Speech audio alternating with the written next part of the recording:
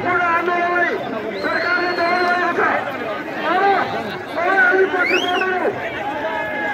युवाहरू नभागो, सपुत्र युवाहरू नभागो, यस्तो पनि सकिँदैन बेला पछिबाट। र कोही पनि नभाग्नुहोस्। तपाईँलाई चोरीमा भेला हुनु तपाईँ हामी मामाजी तपाईँहरू किन भाग्नु छ नभाग्नु?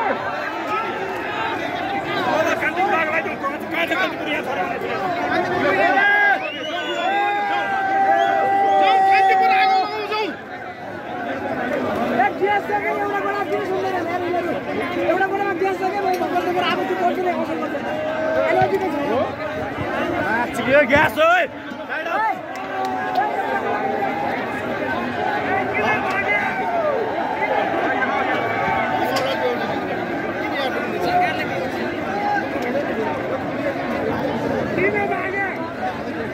राजा देश बचाओ,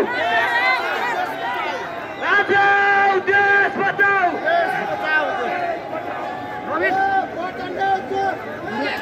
ए साथीहरू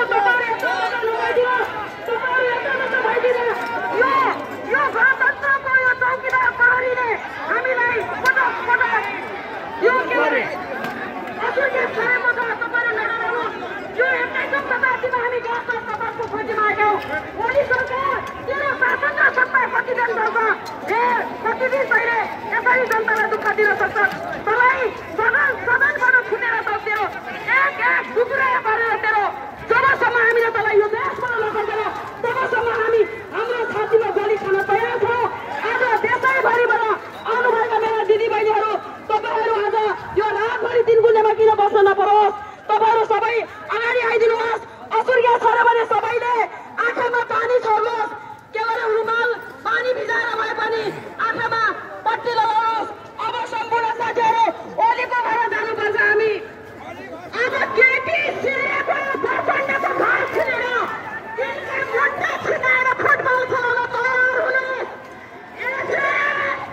तपाईँहरू सबै स्टेजको रङ्गरमा आइदिनु होला। साथीहरू शासन गर्ने बेला आएको छ। हो कि होइन? शासन होइन, शासन हो। अब हामीले शासन गर्नुपर्छ। जब सबैजनाले असुर्या रोक्दैन हामीले कुनै पनि घर छोड्दैनौँ। सब अब कान्तिपुर फुटाउने हो। कान्तिपुर सबजना कान्तिपुर, सबजना कान्तिपुर, सबजना कान्तिपुर फुटाउने। कुनै घर नछोडौँ। यो भ्रष्टाचारीहरूले सम्पत्तिले लुटेको यहाँ माधव नेपाल प्रचण्डको घर छ।